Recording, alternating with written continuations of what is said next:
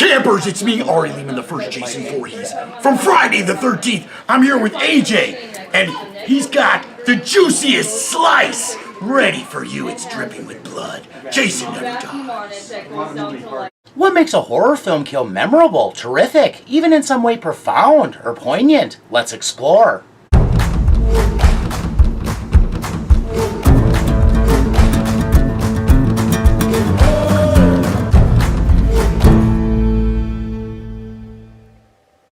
Thanks for checking this out. If anything about it trips your fancy, please like, subscribe, and share.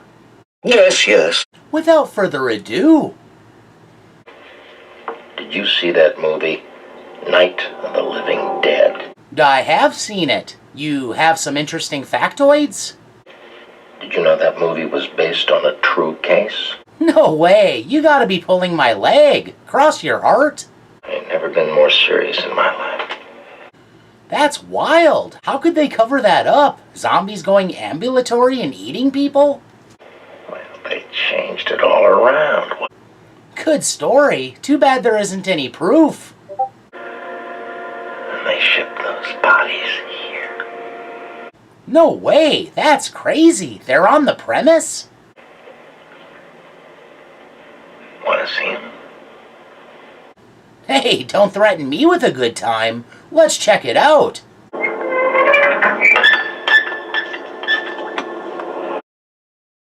Whoa, that's definitely a body.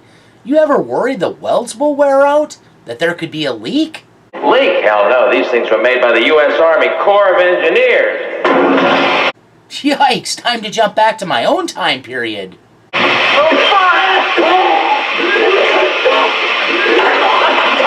With this brazen act of disclosure, secrets are caustic and also wear down welds, even the ones we think will contain them forever. A course is set in action, starting with everything dead in the Unita Medical Supply warehouse coming to life.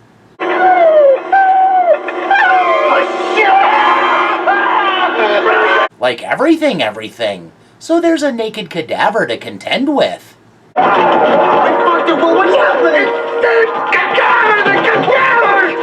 When I said everything, I do mean everything. Even the butterfly display.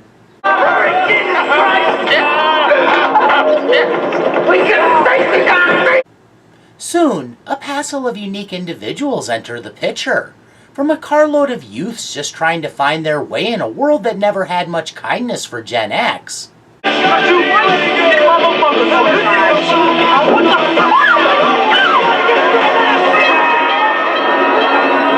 To the owner of the warehouse, a harried fellow named Bert, who understandably has a stick up his butt over the whole thing.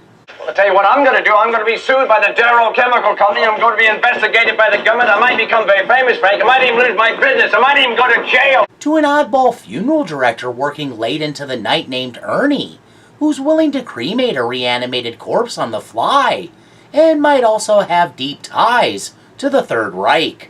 Look at it. It's coming down like eine betrügende Soldat. Raining cats and dogs? More like raining ghouls and zombies, because what they just released into the atmosphere has the power to revivify an entire cemetery, starting with this cheeky fellow.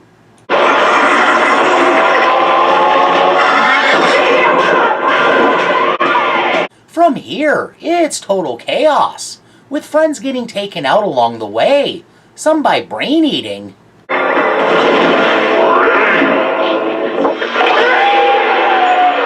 What a loss. He seemed like a really nice guy. Oh great, here's your friend and mine. Hey, fuck you, ball buster! Some by exposure to chemicals and overwhelmment.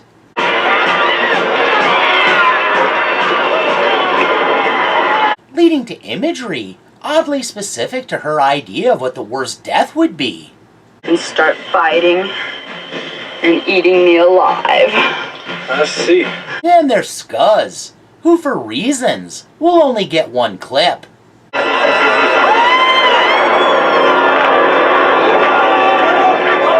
There are also some super sad revelations, kind of foreseeable in the context of everything. You have no pulse, your blood pressure is 0/0. I mean, when you're exposed to a toxin that brings rotted corpses back to life. You have no pupillary response, no reflexes, your temperature is 70 degrees. Still, it's quite a hit to morale to learn, for all intents and purposes, technically speaking, you're already passed over. Well, it's a puzzle, because technically you're not alive, except you're conscious, so we don't know what it means. Still, in the world of rationality, even though Freddy can read the writing on the wall... You saying we're dead? Well, let's not jump to Are you saying we're dead? Look, obviously I didn't mean you were really dead. The professionals don't dare go that far, since such a conclusion would be completely unreasonable. Dead people don't move around and talk. Quite to the contrary, not only can they move around and talk, but they can eat the brains of unbelieving paramedics, and then call for more takeout.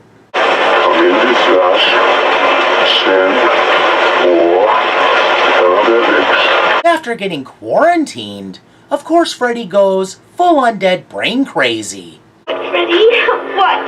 Live. Resulting in a nice snootful of acid, as if he already didn't have enough problems.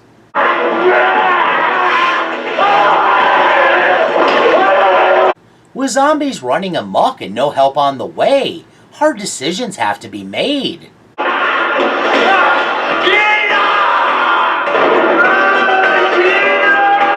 While Bert and Spider make a run for the cars in hopes of getting back to the medical supply warehouse, Ernie barricades with Tina. Meanwhile, Frank, the guy who got us into this mess, sees only one solution: crematory flames.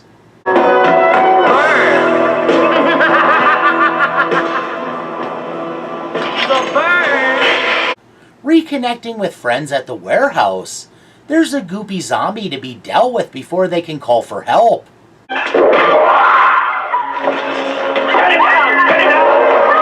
But then they're home free to place a call to the police, who will surely save the day.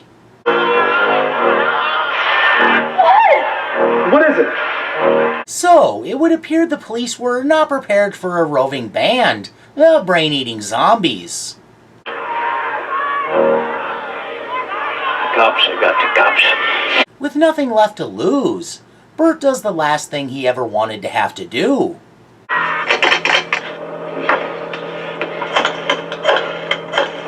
His life's work, his livelihood, all of it is going up like a puff of smoke from a crematorium exhaust pipe. What are you doing? I already laid it out. Bert is conceding to losing everything to try to make things right. Hello? Yeah. I'm calling the number. Now, even though the time for this was before trying to carry out a cover-up, but here we are. Hindsight is 2020. So I figure, why not follow instructions and call? The number stenciled on the side of the tank. Your name, please. Bert Wilson. For a guy terrified of losing his ass in all this, he's sure reconciled now, divulging his name without a second thought. Stay on the line, Mr. Wilson. You're being transferred. This is Compute Denver. Go ahead. A bit of business before fiber optic communication. He gets transferred around. Denver, this is Wichita. I've got a CLY priority on a 113. Who's up? That would be Colonel Glover. Finally, reaching the man who's been waiting years for this call. San Diego, I'll put you through. The Colonel hops too, instantly on his game. Mr. Wilson, where are you calling from? I see. Concise and thorough questioning leads to a complete explanation of events. Thank you for your assistance, Mr. Wilson. I'm going to switch you back to Captain Turner now. He'll talk to you. The Colonel has to let the top brass know what's up. Well, sir, it would be good news, except that the eggs have hatched. In the basement of the warehouse, the survivors are anxious. What are they doing, man? Hang on a second, would you? Yeah. Bert takes a second to explain. Oh, it's weird. These people seem to say they've been waiting for this to happen. Well, if this scenario was anticipated, that must mean there's some idea of how to proceed. Apparently they got some sort of contingency plan to deal with it, huh? Well, that's great. Oh, good. We can all breathe a big sigh of relief. There's a plan for this. And everything will probably be fine. Spider seems to find it a little suspicious. What is this plan? Sergeant Jefferson, 42nd Special Mobile Artillery. The missile will drop leaflets and flyers, explaining where to seek help and go for decontamination. Right? Right? Hey, listen. It's the sound of melancholy and death. You hear anything? The sharp whistle of an incoming warhead pierces right to the heart.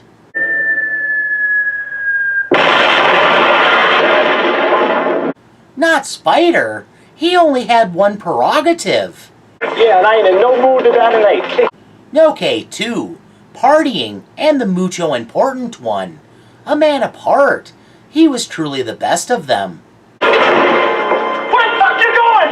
Help me by the door! Stupid fuckers! Everyone left alive were casualties, or maybe collateral damage, of conflict beyond us all.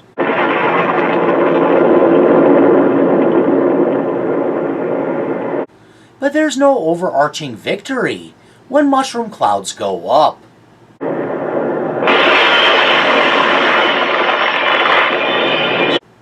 But that might just be stupid me, seeing only the downside of blowing up part of a city with a missile. Spectacular results, sir. Very close to optimal placement. Which means everyone we knew were obliterated in an instant. Well, sir, only 20 square blocks destroyed. Less than 4,000 dead, General. No, I'm sure there won't be any unforeseen consequences. I wouldn't worry about the fires, General. The rain is taking care of that right now. A whole gaggle of exits that occur via a fiery blast that takes out almost every remaining main character at once in service of a nihilistic ending that gives deeper insight into the human condition? If that doesn't grant this impactful set of events extraordinary status, I don't know what does. This is a oh but for the cruel hands of fate scenario, in which everyone was doomed the second they entered the situation. And why? It was a commonplace snafu, a government fuck-up that was small until it wasn't. Some barrels that ended up where they didn't belong, only for one to be breached. Fulfilling the zombie film unhappy ending trope and quota, established by subgenre Granddaddy Night of the Living Dead, and in definitively 1980s fashion, bringing Cold War fears right into our backyards, it posits the ultimate governmental betrayal, justified by notions of serving the greater good. The thing is, though, it had more to do with concealing evidence of a decades-long cover-up. And they kept it a secret. Blow up part of a city, blame it on a gas leak, or better yet, since there was that missile death whistle to account for, the fashionable enemy of the day, one preferably of Middle Eastern descent, because why not fundraise when opportunity arises? And a little fear-mongering always helps. Shut up anyone who knows different. Send in the president to smooth things over. Yes, sir, I understand the president will visit Louisville tomorrow. And wait for the news cycle to swallow it up. Aren't you being a little cynical? The thing of it is, it would have probably worked if their plan didn't lead to the mass spread of the toxin. No, sir, this hasn't been very pleasant for anyone. No matter what, the cost was unjustified. In a population of 338 million or thereabouts, the US population in 1985, 4,000 people might seem like a nominal number, but that's over 1,000 more than either Pearl Harbor or 9/11. Both of those led to declarations of war. Launching a warhead within the United States would have to rate as comparable to a major false flag operation. What a terrifying concept. This wasn't a plane accidentally dropping its payload. This wasn't some forgotten explosive. This was a person making a call in real time, that ended a lot of innocent lives. To begin with, where was the due diligence? The warning on the tanks was minimal at best. I suppose it's easy to assume it's dangerous, but not every tool is the sharpest. They could have at least slapped the radioactive symbol on it.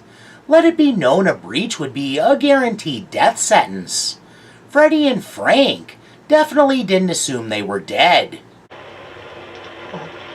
What does that mean? This is all a very jaded, disillusioned view of the government, which fits the era like a glove. Military higher-ups so conclusively selling out citizens so blatantly, like politicians sell out their electorate every day, might be too on the nose. That some general at the behest of a colonel could make such a sweeping call, condemning a whole swath of people as a means of containing a blunder, in a way that would be the quickest, rather than most conscientious fix, is a terrifying supposition about how things work. In all the years they were searching for those barrels, was no research done? What was that $20 billion of black money tracked in the Pentagon and made untraceable during the 9/11 attack, when all the records were conveniently destroyed, right after an audit was ordered, spent on talking to goats? There is no such thing as conspiracy theories. Only crazy people believe in those. The tinfoil hat crowd. So there will be no trading and such here. What's important is that assloads of money got spent on off-the-books projects that took place in secret facilities in the Nevada desert and elsewhere. If a chunk of that couldn't go towards figuring out how trioxin could be spread, what's the point of anything? I apologize for nothing. People complain about too much regulation, but maybe the concern should be the oversight that lets absurd standards become rule of law to benefit a handful of campaign contributors. When it has to do with air and water quality, regulation is important. Man, look at him go, like a millionaire on a cocktail wiener. Rather than eradicate through a big boom, what might have been a better option? Deploy the Army Corps of Engineers to create a real quarantine zone, the infantry to seek out and remove survivors, and then find a way to contain the individual zombies, perhaps in a bunch of tanks that could be dropped in a lake somewhere. What's certain? This film trades in a lot of really heavy stuff that surely doesn't apply today, right? Right? Life's a bitch, man. Somehow, it's been 40 years since Return of the Living Dead was released upon an unsuspecting public, August 16th marking the anniversary. At a very tender age, it was my first zombie film, which is why the Tar Man will always have a special place in my heart.